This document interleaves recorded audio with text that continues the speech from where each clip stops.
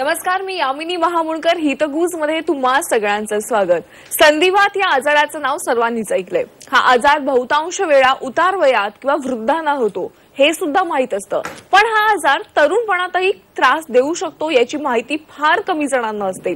त्यामुळे भविष्यातला त्रास टाळण्यासाठी तारुण्यातच काळजी घेणं आवश्यक असतं आणि त्यामुळे संधिवाताची कारणं, लक्षणं आणि उपचार काय असा प्रश्न जर तुम्हाला पडला असेल तर आजच्या या लाईव्ह कार्यक्रमातून या सगळ्या प्रश्नांची उत्तरं तुम्हाला मिळणार आहेत. कारण आज संधिवात या विषयावर मार्गदर्शन करण्यासाठी आपल्यासोबत आहेत डॉक्टर संतोष इनामदार सर. आपल्या स्टुडिओमध्ये आलेले आहेत. आपलं मनापासून स्वागत आहे हितगुज मध्ये. नमस्कार. नमस्कार प्रेक्षक हो. डॉक्टर संतोष इनामदार हे गेल्या 10 वर्षांपासून नम्मा होमिओपॅथीमध्ये तज्ज्ञ homeopathic consultant, varicose Wien specialist म्हणून कार्यरत आहेत. आज ते आपल्यासाठी क्रॉनिक आजारांपैकी एक महत्वाचा आजार म्हणजेच संधिवात या विषयावर मार्गदर्शन करणार आहेत. लोकांमध्ये होमिओपॅथीविषयी जागरूकता निर्माण करणं, त्यांना होमिओपॅथी उपचारांकडे प्रोत्साहित करणं, होमिओपॅथिक कॅम्प, व्याख्यानं आयोजित करून क्रॉनिक आजारांनी त्रस्त असलेल्या रुग्णांना उपचार देणं हेच त्यांचं उद्दिष्ट आहे. डॉक्टर इनामदार यांनी नम्मा होमिओपॅथीच्या immunogenic miasmatic 6th generation homeopathic फॉर्म्युलेच्या माध्यमातून अनेक रुग्ण यशस्वीरित्या बरे केले आणि आज आपण लाईव्ह कार्यक्रम घेत आहोत. त्यामुळे जर तुम्हाला संधिवाताविषयी काहीही शंका, काहीही प्रश्न विचारायचे असतील तर तुम्ही थेट आता लाईव्ह कार्यक्रमामध्ये सरांशी बोलू शकता.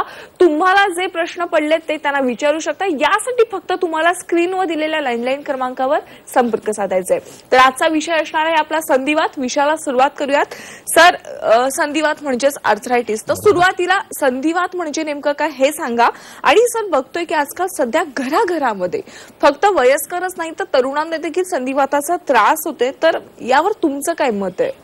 जनरली कसं असतं की आपल्या सांध्यांमध्ये जेव्हा वेदना होऊ लागतात, ह्या वेदना माइल्ड टू मॉडरेट किंवा सिव्हिअर असू शकतात. ह्या वेदनांकडे वेळीत लक्ष देणं गरजेचं असतं, कारण ह्या वेदनाच एक गंभीर स्वरूप धारण करतात आणि त्याच्यातून आपल्याला आर्थरायटिस किंवा संधिवात होण्याची शक्यता असते. युजली काय असतं की जेव्हा आपण डेली ऍक्टिव्हिटीज करतो, म्हणजे थोडक्यात काय, डेली ऍक्टिव्हिटीजमध्ये स्त्रियांमध्ये जे घरगुती कामं असतात किंवा पुरुषांमध्ये ट्रॅव्हलिंग असतं किंवा मोटरसायकल चालवणं असतं, कुणाचं शटर उचलणं असतं, कुणाचं जिम असते, वॉकिंग असतं, कुणाला जॉबमुळे उभं राहावं लागतं. अशा सर्व ऍक्टिव्हिटीज जेव्हा डेली ऍक्टिव्हिटीज होत असतात त्यावेळेस सांध्यांमध्ये, स्नायूंमध्ये एक प्रकारचे ताण पडत असतात आणि त्याच्यामुळे दुखावा होणं ही साहजिक गोष्ट आहे. पण जेव्हा हा दुखावा आपण रेस्ट घेतल्यानंतर कमी व्हायला हवाय, पण मात्र जर तो कमी नाही झाला, आपल्याला वारंवार दुखावा सांध्यांमध्ये जाणवतोय, आपण वेदनाशामक गोळ्या घेतोय आणि कंटिन्युअली परत थोड्या वेळानंतर परत वेदनाशामक गोळ्यांचा आपल्याला वापर करावा लागतोय, मग अशा वेळेस आपण सावध राहणं गरजेचं आहे आणि असं संबोधणं गरजेचं आहे की आपल्याला हा संधिवाताचा प्रकार असू शकतो. बरं, जसं आपल्यामध्ये, जसं मी सांगतो की जसं घर बांधतो आपण, त्याच्यामध्ये आपले घरामधले पिलर खूप महत्वाचे असतात, तसं शरीर सुद्धा एक घर आहे. त्याचे पिलर्स म्हणजे आपले सांधे आणि आपली बोन्स असतात. त्याच्यामुळे हे बोन्स आणि सांधे जेव्हा आपले प्रॉपरली सर्क्युलेशन मध्ये राहतात आणि त्याच्यामधली जर ऍक्टिव्हिटी, प्रॉपर मुवमेंट्स राहिल्या तर आणि तरच तुमचं फ्युचर आयुष्य म्हणजे तुमचं क्वालिटी आयुष्य जगू शकता. हे प्रथमदर्शनी लक्षात घेणं गरजेचं आहे. खरंच आहे डॉक्टर. पण काय असतं सर, प्रत्येक वेदना हे म्हणजे संधिवातच आहे असं नाहीये. त्यामुळे आर्थरायटिसने त्रस्त असलेल्या रुग्णांना सामान्यतः लक्षणं कोणती दिसतात? कसं ओळखायचं की हे दुखणं किंवा ह्या वेदना या संधिवाताच्याच आहेत? साधारणतः कसं असतं की प्रत्येक संधिवातामध्ये काही लक्षणं दिसतात. म्हणजे संधिवाताचे प्रकार भरपूर आहेत, पण कॉमनली काही सिम्पटम्स दिसतात. त्याच्यामध्ये आपल्याला संधिवातामध्ये पेन्स म्हणजे वेदना खूप होतात, त्याच्यानंतर सांध्यांना सूज येते, सांध्यांमध्ये कडकड असा आवाज येतो, अगदी चालणं डिफिकल्ट बनतं, सहजासहजी हलणं, वाकणं, उठणं, बसणं, ह्या सगळ्या आपल्या जे ऍक्टिव्हिटीज असतात हे डिफिकल्ट होतात, कटकट असा आवाज येतो. मग हे जे सगळ्या सिम्पटम्स आहेत, ह्या सगळ्या सिम्पटम्स मध्ये सगळ्यात महत्वाचा सिम्पटम असतो तो म्हणजे वेदना. युजली काय होतं की ह्या वेदना जे होतात ह्याच्यामुळे पेशंट थोडेसे आपल्याला एक मिसअंडरस्टँडिंग करून घेतात. हे काय होतं की ह्या वेदना जेव्हा पेन्स करतात त्यावेळेस पेशंट त्याला वरून औषधं लावणं किंवा मग क्रीम लावणं किंवा मग आता गुडघे खूप दुखतायत म्हणून त्याला हॉट फॉर्मेंटेशन म्हणजे गरम पाण्याने त्याला शेकणं किंवा मग वरून एखादी वेदनाशामक गोळी घेणं, मग हे असं करून काय करतात की पेनची कंडिशन फक्त टेम्पररी सोल्युशन करतात.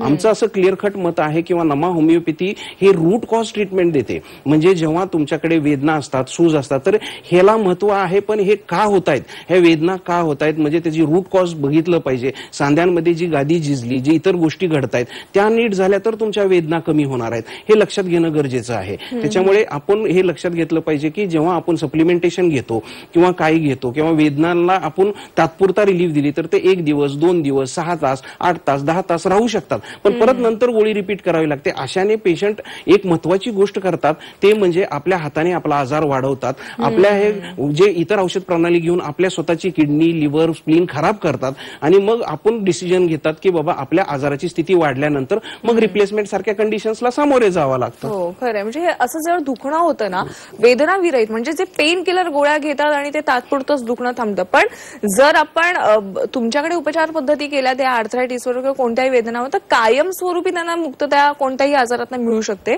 डॉक्टर, सर्वायकल स्पॉन्डिलिसिस आणि लंबर स्पॉन्डिलिसिस साठी डॉक्टर्स ऑपरेशन देखील सजेस्ट करतात, तर संधिवातामध्येच येतो का हा आजार आणि विना सर्जरी यावर काही उपचार होतात का? डेफिनेटली. आता कसं आहे की ह्या जो cervical spondylosis, lumbar spondylosis, ankylosing spondylosis हे सुद्धा एक प्रकारचे संधिवातच आहेत किंवा वाताचेच प्रकार आहेत. याच्यामध्ये सुद्धा हाडांची झीज झालेली असते, नस दबलेली असते किंवा मग तुमच्यामध्ये डिस्क प्रोलॅप्स झालेली असते. ह्याच्यामध्ये हातापायाला मुंग्या येणं, पायामध्ये जळजळ होणं, पाय नमनेस होणं किंवा पाय हालचाल करणं डिफिकल्ट बनणं, मान पाठ कंबर खूप दुखणं किंवा ऑपरेशन करून सांगितल्यामुळे घाबरून जाणं, मग कॅल्शियम व्हिटॅमिन D3 B12चं सप्लिमेंटेशन घेणं, या सगळ्या गोष्टींमुळे पेशंट एकदम हैराण झालेले असतात. पण अशा स्थितीमध्ये सुद्धा आपण लक्षात घेणं गरजेचं आहे की नमा होमिओपॅथीच्या ट्रीटमेंटने त्याचा रूट कॉज बघणं गरजेचं असतं. म्हणजे थोडक्यात विदाऊट सर्जरी विदाऊट ऑपरेशन सुद्धा आपल्याला पेशंटची मूळ कंडिशन चांगली करता येते, त्याच्यामधले रक्तपुरवठा स्नायूची ताकद चांगली करता येते आणि त्याच्यातून पेशंटची हालचाल चांगली राहील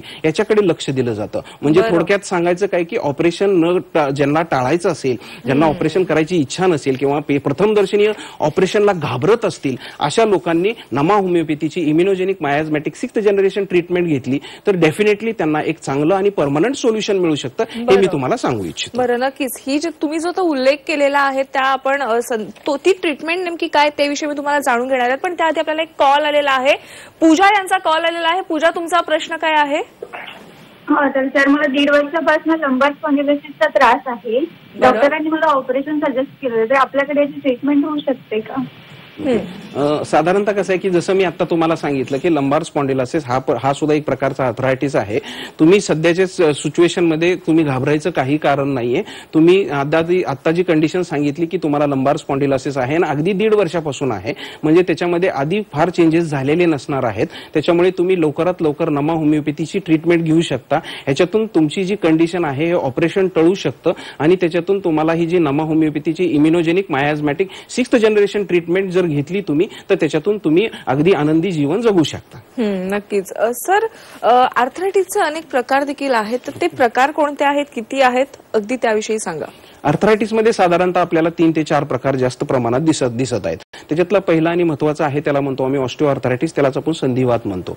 जसं जसं वय वाढत जातं, वय मर्यादा जशी वाढत जाते तसं तो आर्थरायटिस होतो. म्हणजे थोडक्यात हाडांमधली झीज होते, गादी झिजत जाते, त्याच्यामधलं तेल, त्याच्यामधलं रक्तपुरवठा आणि स्नायूची ताकद कमी होते आणि त्याच्यातून वेदना, हे सूज येणं आणि हालचाल मंदावणं हे सगळ्या घटना दिसतात. त्याला आपण तो ऑस्टिओआर्थरायटिस म्हणजे थोडक्यात संधिवात म्हणतो. हा जो ऑस्टिओआर्थरायटिस असतो ह्याचा एज ग्रुप साधारणतः 60 to 80च्या एज मध्ये असतो. म्हणजे जसं वय मर्यादा रिटायर्ड लोकांमध्ये किंवा खूप कष्ट, आता जसं भारत कृषीप्रधान देश आहे, याच्यामध्ये जे शेतकरी यंग तरुण वयात खूप कष्ट करतात त्यांच्यामध्ये हे तुम्हाला जाणवेल, किंवा मग रिटायर्ड लोकांमध्ये ते जास्त प्रमाणात दिसायला लागतं. हे एज ग्रुप 60 to 80च्या दरम्यान आपल्याला दिसायला लागतो. दुसरा त्याच्यातला महत्वाचा पार्ट आहे ज्याच्यामध्ये आता जो प्रखळतेने दिसतोय तो म्हणजे रुमॅटॉइड आर्थरायटिस. म्हणजे तो ऑटोइम्युन कंडिशन आहे, आपल्या रोग प्रतिकार शक्तीशी संबंधित आहे. ज्या ज्या व्यक्तीची रोग प्रतिकार शक्ती कमी असते त्यांचे स्वतःचे सेल्स आपल्या स्वतःच्या इम्युनिटीला अगेन्स्ट करतात आणि त्याच्यातून आपल्याला ऑटोइम्युन कंडिशन येते आणि आपल्या सांध्यांमध्ये इन्फेक्शन होतं आणि इन्फेक्शन झाल्यानंतर तुम्हाला संधिवात सारखा म्हणजे थोडक्यात आमवात सारखा डिझीज होतो आणि तो सुद्धा एक प्रकारचा वातच आहे. तर तिसरी कंडिशन आहे त्याला आम्ही युरिक ऍसिडशी संदर्भात असते. जेव्हा तुमचं युरिक ऍसिड वाढतं त्यावेळेस तुमच्यामध्ये जो आर्थरायटिस होतो त्याला आम्ही गावठी आर्थरायटिस म्हणतो. मग अशा वेळेस सुद्धा गावठी आर्थरायटिसच्या कंडिशनमध्ये सुद्धा मूळ रूप पाहणं गरजेचं असतं. बरेचसे पेशंट माझ्याकडे येतात आणि म्हणतात की माझं युरिक ऍसिड नॉर्मल आहे पण मात्र माझं दुखावा काही कमी झालेला नाही, माझ्या अंगठ्याच्या तिथे सूज येते, अंगठा खूप दुखतो, माझा पायाचा अंगठा खूप दुखतो, सकाळी उठल्यानंतर खूप त्रास होतो मला. मग अशा लोकांना मी सांगू इच्छितो की युरिक ऍसिडचे प्रमाण कमी होण्यापेक्षा मूळ जे किडनीचं फंक्शनिंग असतं, ज्याचं काम असतं की किडनी मधून ते युरिक ऍसिड एक्सक्रीट केलं पाहिजे, त्या किडनीची स्ट्रेंथ अँड एफिकेसी वाढवली पाहिजे, त्याच्यामध्ये रक्तपुरवठा चांगला केला पाहिजे, थोडक्यात आपल्याला रूट कॉज बघितलं पाहिजे. अशा प्रकाराबरोबर अजून दुसरे काही नॉर्मल प्रकार असतात ज्याच्यामध्ये व्हायरल आर्थरायटिस असतो जो वारंवार येतो, नाहीतर काही नंतर काही प्रकार असतात ज्याच्यामध्ये आपण सोरायटिक आर्थरायटिस म्हणतो, काही सिरोनेगेटिव्ह आर्थरायटिस असतात जसे काही चिकनगुनियाच्या कंडिशन्स मध्ये आपल्याला बघायला मिळतात. या सर्व कंडिशन्स मध्ये पेन सिम्पटम्स दिसतात आणि तुम्हाला त्याच्यामध्ये वेदना, सूज येणं या सगळ्या घटना दिसत असल्या तरी ह्या नमा होमिओपॅथीच्या ट्रीटमेंटने बऱ्यापैकी आपण कंट्रोल करू शकतो आणि मुळापासून बरे करू शकतो. नक्कीच. आता सर तुम्ही जो मगाशी उल्लेख केलेला आहे की immunogenic miasmatic 6th generation homeopathic formula, त्याचा कसा फरक पडतो या सगळ्या प्रकारच्या संधिवातावर हे जाणून घेणार आहोत. पण आपण एक कॉल आलेला आहे तो घेऊया. पुण्यावरून सविता देशमुख यांचा फोन आलेला आहे. सविता, तुमचा प्रश्न काय आहे? नमस्कार, मी सविता देशमुख बोलते. मला रुमेटॉइड आर्थरायटिस पॉझिटिव्ह असा माझा रिपोर्ट ऑलरेडी डॉक्टरांनी सांगितलाय आणि त्यांनी मला खूप जास्त वेदनाशामक गोळ्या दिल्या ज्याचा मला खूप जास्त साईड इफेक्ट होतोय. म्हणजे त्याच्याने माझं वजन खूप वाढतंय किंवा मला त्याच्यामुळे खूप हेअरफॉल पण होतोय. तर ह्याच्यासोबत जर मी होमिओपॅथी घेतली तर माझा रुमेटॉइड आर्थरायटिसचा त्रास कमी होऊ शकतो का? आणि सोबतच या साईड इफेक्टवर पण काही होमिओपॅथीचे उपचार आहेत का? बरं, अगदी आता तुम्ही जो प्रश्न विचारला की बाबा माझ्याकडे आता रुमॅटॉइड आर्थरायटिसची तपासणी केली आणि ती पॉझिटिव्ह आहे, मी खूप काही वेदनाशामक गोळ्या घेते, तर एक लक्षात घेतलं पाहिजे की तुम्ही प्रथम हे इम्पॉर्टंट आहे की हे तुम्हाला झालंय कशामुळे, त्याचं रूट कॉज काय आहे. रुमॅटॉइड आर्थरायटिसचं कारण आहे ऑटोइम्युन कंडिशन, म्हणजे आपली स्वतःची रोगप्रतिकारक शक्ती. हे रोगप्रतिकारक शक्ती वाढवण्यासाठीच नमा होमिओपॅथीने तुम्हाला ट्रीटमेंटचं हे जे फॉर्म्युला आहे इम्युनोजेनिक मायास्मॅटिक 6th जनरेशन ट्रीटमेंटचा फायदा तुम्ही घेतला पाहिजे. डेफिनेटली आता तुमचे जे आता जी तुम्ही इतक्या वेदनाशामक गोळ्या घेताय ते हळूहळू कमी होतील. तुमच्या स्वतःची रोगप्रतिकार शक्ती वाढली पाहिजे आणि याच्यातून एकच लक्षात आलं पाहिजे तुमच्या की स्वतःचं शरीर स्वतःच्या रोगस्थितीसाठी लढण्यासाठी प्रबळ बनवण्याचं काम आमच्या नमा होमिओपॅथीच्या ट्रीटमेंटने होईल. त्याच्यामुळे तुम्ही लवकरात लवकर आमच्या नमा होमिओपॅथीच्या जवळच्या शाखेला संपर्क साधू शकता आणि आमचा जो फॉर्म्युला आहे इम्युनोजेनिक मायास्मॅटिक 6th जनरेशन या ट्रीटमेंटचा लाभ घेऊ शकता. नक्कीच नक्कीच. सर, आणखीन एक कॉल आलेला आहे पनवेलवरून मंगल आंबटकर यांचा. मंगल, तुमचा प्रश्न काय आहे? हॅलो. हा, बोला. मला ना हा संधिवाताचा त्रास आहे जवळपास, म्हणजे आता 15-20 वर्ष जास्त झालंय, 20-22 वर्षापासून. हॅलो. हा, बोला, तुमचा प्रश्न काय आहे? आणि आता मला हा खांद्यादुखीचा त्रास होत आहे जवळपास 5-6 वर्ष झाले आणि आता गुडघे पण दुखायला लागले आणि दुसरा पण खांदा दुखायला लागलाय. डॉक्टरांनी ऑपरेशन सांगितलं खांद्याचं. बरं. जनरली काय आहे की आता तुम्ही जसं सांगितलं की बाबा माझे पहिले गुडघे दुखत होते, सांधे दुखत होते, 10-15 वर्षापासून दुखतायत आणि आता एक 4-5 वर्षापासून तुमचे शोल्डर जॉईंट म्हणजे थोडक्यात खांदे दुखायला लागलेत. एक होता, आता दुसराही दुखायला लागलाय, तुम्हाला ऑपरेशन सांगितलंय. तर ह्याचा अर्थ असा आहे की तुम्ही जेव्हा तुमचा जो संधिवात होता त्याला प्रॉपर रूट कॉज ट्रीटमेंट घेतलेली नाहीये, म्हणजे तो वाढत चाललाय आणि आता तुमचा फ्रोझन शोल्डर पर्यंत गेलाय. तर डेफिनेटली तुमची जी खांद्याची सर्जरी आपण अवॉइड करू शकतो, त्या सांध्याभोवतीचं तेल, रक्तपुरवठा, स्नायूची ताकद हे डेफिनेटली वाढवता येते. तसे होमिओपॅथी मधला हा जो स्पेशल फॉर्म्युला आम्ही तयार केलाय ज्याचं नाव आहे इम्युनोजेनिक मायास्मॅटिक 6th जनरेशन, या ट्रीटमेंटने तुम्हाला नक्कीच लाभ होऊ शकतो. तुम्ही लवकरात लवकर नमा होमिओपॅथीची ट्रीटमेंट चालू करा. नक्कीच. तुमच्या या उत्तरातून त्यांच्या प्रश्नाचं नक्कीच निरसन देखील झालं असेल. सर, कोविड नंतर ना संधिवाताच्या रुग्णांमध्ये खूप आपल्याला वाढ पाहायला मिळते, म्हणजे जीवनशैलीमध्ये खूप बदल झालेत, एकाच जागेवर बसून काम करणं, त्यामुळे अनेक आजार वाढलेत आणि संधिवाताचं प्रमाण जास्त वाढलंय. तर लहान मुलांमध्ये देखील संधिवात बघायला मिळतोय, सध्या तरुण मुलांमध्ये देखील बघायला मिळतोय. यावर तुमचं काय मत आहे? जनरली काय आहे की आता जो कोविड नंतरच्या पिरियडमध्ये त्याच्यामध्ये प्रत्येक कोविड हा आजारच आपल्या इम्युनिटीशी रिलेटेड होता. त्याच्यामुळे आता मी माझ्या प्रॅक्टिसमध्ये कित्येक वर्षापासून आता कोविडच्या पिरियड पासून कितीतरी पोस्ट कोविड कॉम्प्लिकेशन, आर्थरायटिक कॉम्प्लिकेशन्स मी पाहतोय. कित्येक पेशंट्स माझे जे पोस्ट कोविड कॉम्प्लिकेशन्स होते, ज्यांना आर्थरायटिस होता, ते आता बऱ्याच स्टेजला आहेत. ह्याच्यामध्ये एकच इम्पॉर्टंट गोष्ट आहे की कोविडमध्ये आपली इम्युनिटी डिस्टर्ब झालेली होती, इम्युनिटी कमी झालेली होती. मग आपण इम्युनिटीला जे सेल्स चांगले करायला पाहिजेत ती सिस्टीम, त्या लेवलची ट्रीटमेंट ही नमा होमिओपॅथी देते. त्याच्यामुळे हे तुम्हाला कोविड नंतरचे जे काही कॉम्प्लिकेशन्स जे आर्थरायटिसच्या बाबतीत होत आहेत, एव्हीएनचे प्रमाण जास्त वाढलंय किंवा मग तुम्हाला जे ऑस्टिओआर्थरायटिसचं प्रमाण दिसतंय आणि आता सध्या जास्त दिसतंय ते रुमॅटॉइड आर्थरायटिसचं दिसतंय, ह्याच्या मागचे कारण म्हणजे फक्त इम्युनिटी आहे. प्रत्येकाने आपल्या इम्युनिटीकडे लक्ष दिलं पाहिजे. का लक्ष दिलं पाहिजे? त्याचं कारण असं आहे की आता आपल्यामध्ये जे वातावरण आहे ते वातावरणामध्ये आता जिथे पावसाळा पाहिजे तिथे उन्हाळा येतोय, उन्हाळा पाहिजे तिथे पावसाळा येतोय, प्रत्येक जण एसी मध्ये बसतोय. मग अशा वेळेस काही जे जेवण घेतोय त्याची फूड क्वालिटी आपल्याला माहित नाहीये कशी येते, काय येते. ट्रेस घेणं इम्पॉर्टंट नाहीये, आपोआप ट्रेस येतोय. मग ह्या सर्व गोष्टींमुळे आपले जे परिणाम होत आहेत ते आपल्या इम्युनिटीवर होत आहेत, आपल्या शरीरावर होत आहेत. मग इम्युनिटी कमी झाल्यामुळे ह्या सगळ्या गोष्टी घडतात. त्याच्यामुळे इम्युनिटी वाढवणं हे शास्त्र ज्याच्यामुळे होतंय ते शास्त्रामध्ये नमा होमिओपॅथीने तयार केलेली ही इम्युनोजेनिक मायाझमॅटिक 6th जनरेशन ट्रीटमेंटचा तुम्हाला फायदा होतो. बरं, नक्की सर. मगाशी तुम्ही आर्थरायटिसचे काही प्रकार सांगितलेत आणि त्याच्या आधी काही लक्षणं देखील सांगितलेत, पण जर सगळ्यात महत्वाचा प्रश्न हा का होतो, संधिवात नेमकं का होतो, त्याचं कारण काय आहे? जनरली काय होतं की संधिवातामध्ये बरीच कारणं असतात. त्याच्यातलं पहिलं आणि आता जे प्रखळतेनं आपल्याला दिसतंय ते म्हणजे सध्या वजन वाढत जाणं. म्हणजे थोडक्यात काय तर जेव्हा वजन वाढतं त्यावेळेस काय होतं की जेव्हा वजन वाढल्यानंतर आपल्या स्नायूंवर, गुडघ्यांवर, सांध्यांवर ताण पडतो आणि आपल्याला आपला ऍक्सेस खराब होतो. प्रत्येक मनुष्याला आपल्या आई वडिलांपासून एक बेसिक सांधा किंवा ऍक्सेस येतात. त्या ऍक्सेसवर वेट वाढलं की मग मात्र सांध्यांवर ताण पडतो आणि आपल्याला संधिवात होण्याचे चान्सेस असतात.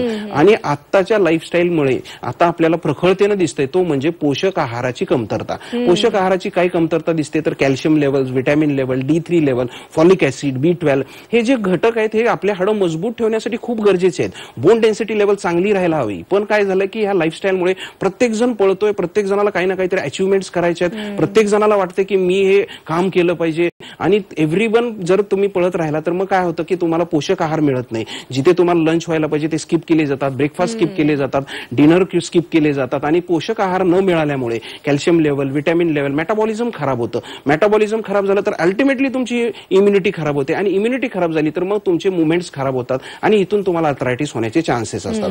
मी अजून एक महत्वाची गोष्ट जो कारण आता जे आपल्याला नवीन युगात दिसत आहे ते म्हणजे तुमच्यामध्ये असणाऱ्या वाईट सवयी. आता काही पेशंट्समध्ये आम्ही असंही पाहिलंय की ज्या लोकांना वाईट सवय म्हणजे ड्रिंकिंग हॅबिट्स आहेत, सिगरेट हॅबिट्स आहेत, जे कंटिन्यू एसी मध्ये बसतायत किंवा मग त्यांना फोर्सफुली एसी मध्ये बसावं लागतंय, कम्प्लिटली 8 तास 10 तास काम करतायत आणि अशा काही केसेसमध्ये जे रात्री जागतायत. म्हणजे थोडक्यात काय की आपण नेचरच्या अगेन्स्ट वागतोय किंवा प्रॉपर स्लीप घेत नाहीये, प्रॉपर जेवण घेत नाहीये, आपल्याला काही बॅड हॅबिट्स आहेत, अशा सर्व व्यक्तींना आर्थरायटिस होण्याचे चान्सेस जास्त असतात. आणि दुसरी इम्पॉर्टंट गोष्ट आहे ज्याच्यामध्ये आपल्याला लक्षात घ्यायला पाहिजे की रेग्युलर एक्सरसाइजेस. ज्यांच्यामध्ये रेग्युलर एक्सरसाइजेस नाहीयेत, ज्यांना सेडेंटरी लाईफस्टाईल आहे, म्हणजे जे लोक सेडेंटरी लाईफस्टाईल जगतात, ज्यांच्यामध्ये वजन वाढत जातं, जर तुम्ही नेचरचा रूल नाही फॉलो केला, आपल्या स्नायूंना जर समज तुम्ही फ्लेक्झन एक्सटेन्शन नाही दिलं तर मग नॅचरल आहे सांध्यांवर ताण पडतो. सांध्यांवर ताण पडला की मग तुम्हाला आर्थरायटिस होण्याचे चान्सेस आहेत. नक्की सर, आर्थरायटिस टाळण्यासाठी काय कशा पद्धतीने काळजी घ्यायची या प्रश्नाकडे आपण वळणार आहोत. तत्पूर्वी एक कॉल आलेला आहे, बीडवरून वैशाली यांचा कॉल आलेला आहे. वैशाली, तुमचा प्रश्न काय आहे? हॅलो, आवाज येतोय आमचा तुम्हाला? हा, येत आहे. वैशालीजी, तुमचा प्रश्न काय आहे?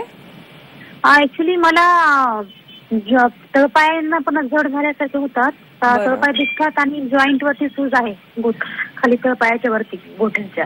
बरं. आणि हे 4-5 वर्षापासून आणि बाकी व्हेरिकोजचा पण त्रास मला जाणवतोय. म्हणजे माझ्या वेन्स वगैरे पण होतात पायांच्या, पूर्ण थोडं दिसायला पण चालू झाले आहेत.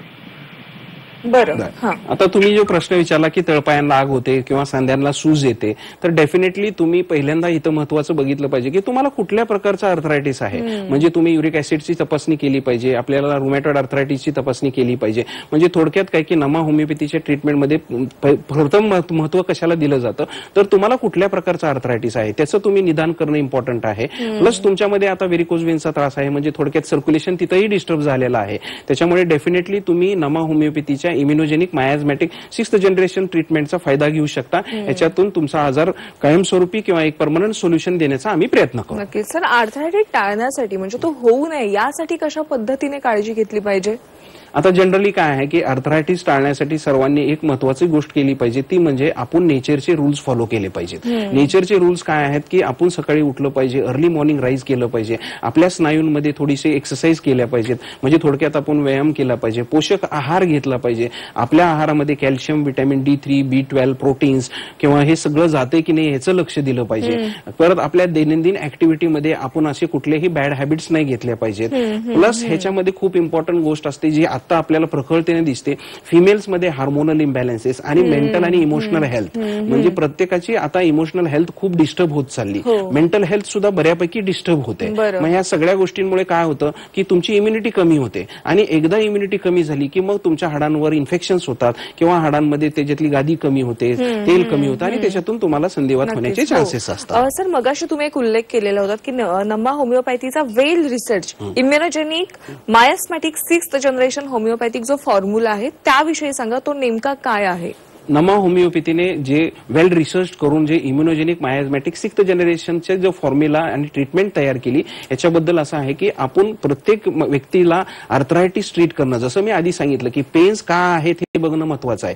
तुमची इम्युनिटी वाढली तर तुमचे पेन्स कमी होणार आहेत, फक्त पेन्स दाबणं इम्पॉर्टंट नाहीये. म्हणून नमा होमिओपॅथीनं इम्युनोजेनिक सेल्स म्हणजे आपल्या बॉडीमध्ये असणारी इम्युन सिस्टीम चांगली करणं, आपले इम्युनिटी जे सेल्स आहेत ते रिजनरेट करणं आणि त्याच्यामध्ये स्ट्रॉंगनेस आणणं, हे त्याच्यासाठी त्या इम्युन सिस्टीमवर आधारित असणारी औषध प्रणाली आम्ही तुम्हाला देतो, म्हणून त्याचं नाव इम्युनोजेनिक आहे. मायाझमॅटिक म्हणजे काय असतं तर जनरली आपल्याला असं पाहायला मिळतं की मायाझम म्हणजे काय असतो तर प्रत्येक आजाराच्या प्रती काही ना काहीतरी कॉज असतो, म्हणजे कुठेतरी तो रूट कॉज काढण्याचा नमा होमिओपॅथी प्रयत्न करते. त्याच्यानंतर दुसरा जो असतो तो 6th जनरेशन ट्रीटमेंट. जसं 6th जनरेशन म्हणजे काय, ही आजचं जनरेशन ज्याच्यामध्ये काय होतं की आपल्याला जे आजार 80 मध्ये हवे ते आज 40 मध्ये येत आहेत. जे ऑर्गॅनिझम्स जे आत्ताचे बॅक्टेरिया व्हायरस हे खूप स्ट्रॉंग प्रमाणात येत आहेत आणि सगळ्यांना इन्फेक्टेड करतायत. त्याचा अर्थ काय आहे की आपली बॉडी वीक बनत चालली. हे जनरेशनचा अभ्यास करून या ऑर्गॅनिझमचा म्हणजे थोडक्यात मायक्रोब्स व्हायरसेस याचा प्रॉपर संशोधन करून नमा होमिओपॅथीने एक वेल टेस्टिफाईड आणि वेल प्रूव्हन फॉर्म्युला तयार केलाय